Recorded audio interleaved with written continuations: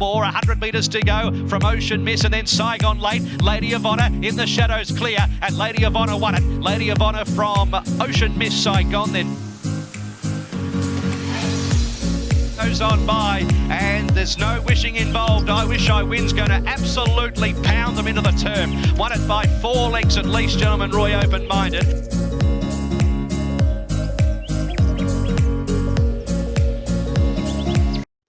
Welcome back to my channel. Spring is hitting up and it's in the air with the Group 2 John F. Feehan Stakes Day this weekend. Photo finish declared last year between Superstorm and Elephant, and the Perth Galloper won it in Superstorm, and this year it looks a one-horse race. But let's get into the preview and find some winners, because there's a lot of stakes races on this card listed in that group level, and I'm pretty keen on 2 paying over $10. So let's get into the preview and find some winners. Race number 1 at Moonee Valley is the Super Vobas 3-year-old handicap over the 1,500 metres, and I'm with Elegant Diva in the first for Jamie Carr and Peter Moody. 1 start for a win, and that win came at Geelong, bolting in by nearly a length and a half, and drops in weight, drops a kilo from its last start, but does go up to the 1,500 metres. But J. Carr on for Peter Moody. That combination at the moment is electric and drawn beautifully in barrier 5. Castillian for second. Mark Zara, Paddy Payne, 60 kilos. Ran second last start at the Valley, and that was over the 1,500 metres on heavy ground with 59 kilos. It does go up a kilo from last start and will find a drier surface than it did face last start. It's a very, very good chance. Big story for third. Mick Price and Michael Kent Jr. trains this horse. Last start win on the synthetic. Was impressive, but got to bring it onto the turf now for Damien Lane, and Major Beale for the Waterhouse and Bot team coming down from Sydney, consistent and has D. Oliver on. But with Elegant Diva, race 1 at the Valley, $25 the win. Race number 2 at the Valley is a handicap over the 2,040 metres, the same start as the Cox Plate. And I'm with 1 at odds here, and that's Harmysian. Last start won at Sandown by a very impressive margin, by 1.75 lengths, beating the favourite that day in Outback Jack, and he carried 61.5 kilos. Now, on the weekend, it's only carrying 54 kilos. Jake Noonan sticks, drawn an inside barrier up to the 2,040 metres, and you're getting $10. Why? Way over the odds for mine. I think this horse is a definite winning chance, and I'm pretty keen on its chances here because it's got a very good third-up record and good record on the soft. 7 starts soft ground for the 2 seconds and a third, and third up 5 starts for the 1 win in 2 seconds. So you know what you're going to get with it. Very consistent horse and is going to run well. I've got Irish Flame for second. It was very game to get third last start at the Valley. Stacky sticks and carries the same weight as last start and drawn beautifully here. And I can see him running a very, very good race again and winning. Desert Icon for third. I was happy to take on at the price, considering he's third up.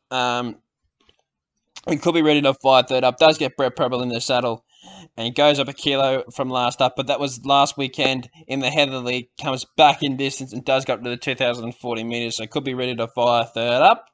And Prix to Turn, the Group 2 Alistair Clark winner, coming back for a second run this preparation at $7.50. But I'm with Harmysian at $10, 25 the win, and Irish Flame 15 the win at $6. Hopefully we'll get a collect race 2 at the Valley. Race number 3 at the Valley is a Colts and Geldings Plate for the 3-year-olds over the 1,200 metres, and I've got Sebonack on top. Will he race here or will he go to Sydney? I'm really hoping that the team bring him south because I think he's a very, very good chance here for John McNeil and the Hawks team.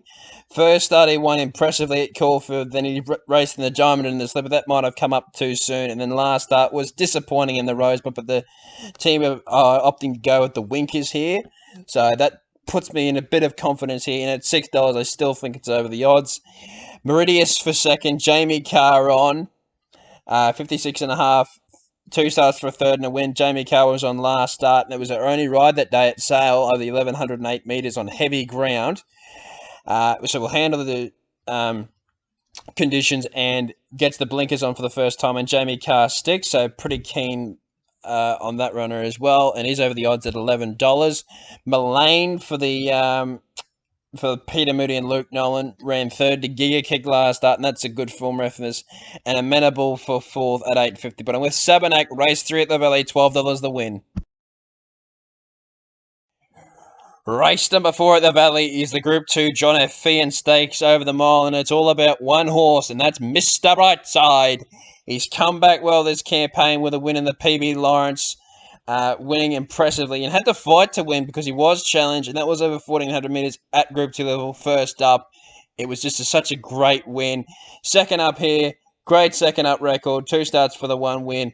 Nice record on soft ground, 6 starts for the 4 wins in the second.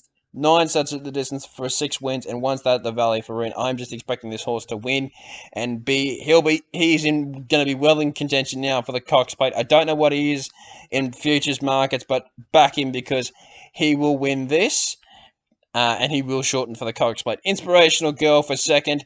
Resumes at a mile. Never resumed at a mile before, only exclusively resuming at 1,400 metres. Gets Jai McNeil, but the reports from the stable have been that this is only going to be a prep run. Earlswood for fourth. The unknown really here. Beat Coolside Mad, but that form hasn't really stood up in the Group 3 TS Carlion Cup over the mile, so good chance in Spanish Mission of the class runner of the race. But I'm with Mr. Brightside for the side of Bright to come through. 45 the win. Race 4 at the Valley. Race 5 at the Valley is the Group 2 McEwen Stakes over the 1,000 metres, so they're going to burn rubber here, and that's exactly what the Inferno did last year to win this race, but he's at $12 this year for Jai McNeil, and he's not in my numbers. I'm with the best horse in this race, and in a short field, that's what you do. You back the best horse, and that's Coolangatta. 4 starts for the 3 wins, dual Group 3 winner in the BJ McLaughlin and the Jim Crack Stakes, then went to the Magic Millions and won that impressively, beating Russian Conquest, and then ran third in a Golden Slipper, and that slipper form has been frank, with Jack and O winning last week at Caulfield. Jamie Carr riding at 50 kilos, you don't see her riding that light very often. I'm very keen on this horse, and I just think it's a one-horse affair, but if the favourite's vulnerable, the one horse up front that will be leading and sing them a merry dance is in the Congo.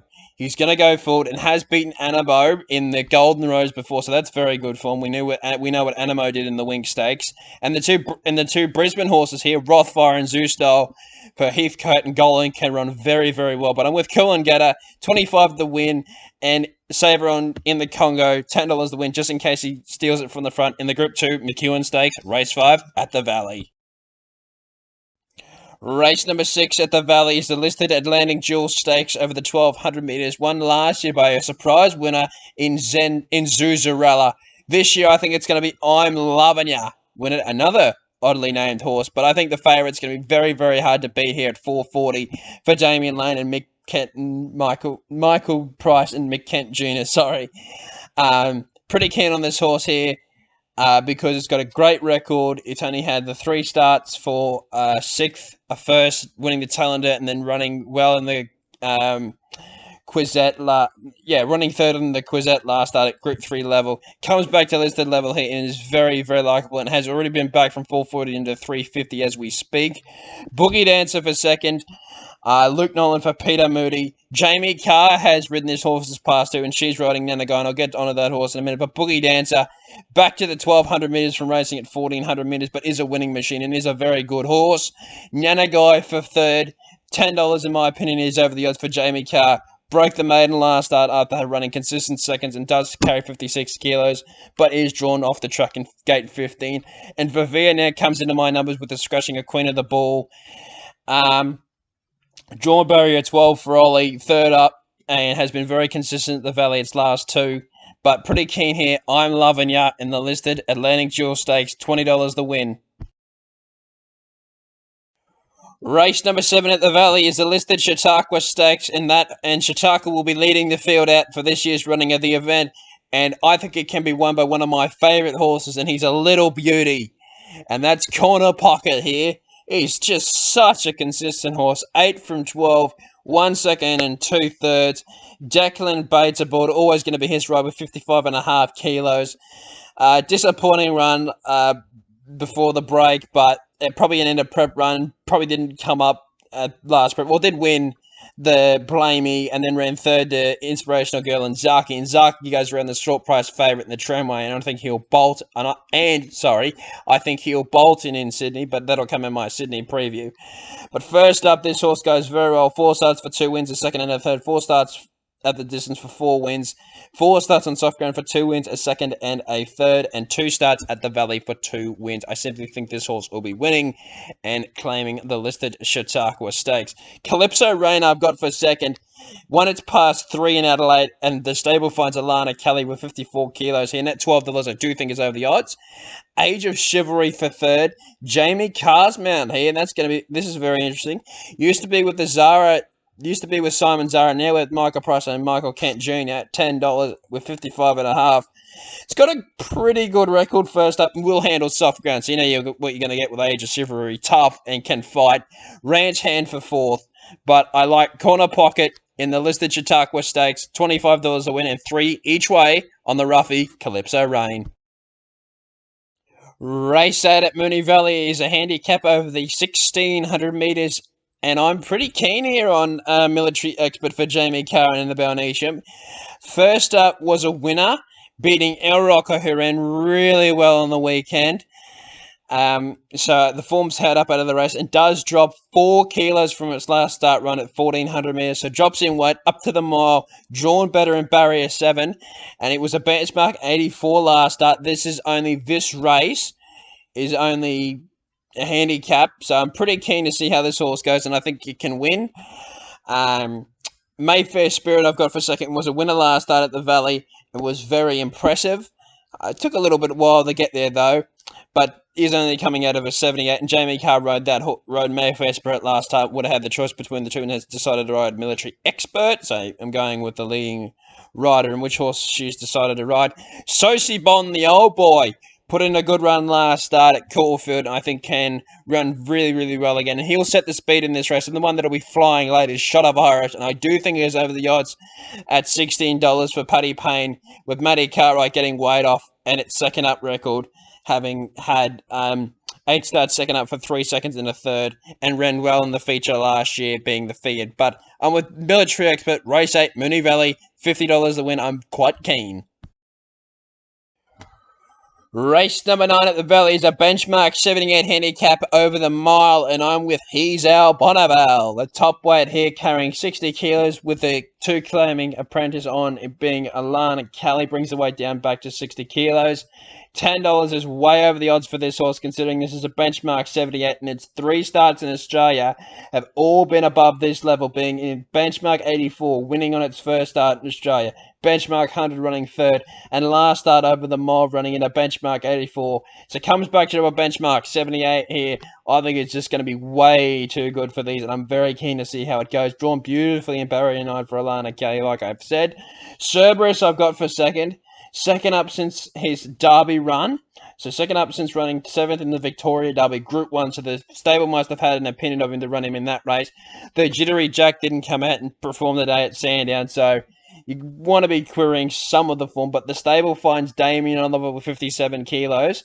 And does drop a lot in weight from last start, from Prix carrying 61 kilos at Bendigo and a benchmark 70. So at $61, I think he's worth a place play. I don't think he's going to win it, but I think he's definitely a lock to run top 3. Unusual Culture, I had on top to run well today at Sandown, but was scratched and has accepted for this race, and I've got it for third here. John McNeil carrying 54 kilos for the Mar Eustace team, and Mark of the Man racing so well at the moment, and probably will go forward with the jockey booking of Linda Meach with 58 kilos, and that shows intent. But I'm with He's Our Bonneval, race 9 at the Valley, and I'm pretty keen on its chances. $20 to win, $5 to place on Cerberus, the roughie. Thank you all so much for watching my preview for Group 2 Feehan Stakes Day. I hope I found you a winner, and I hope you back a winner, and I hope Mr. Brightside wins the feature. Thank you for watching the preview, and I'll see you next week for my next preview.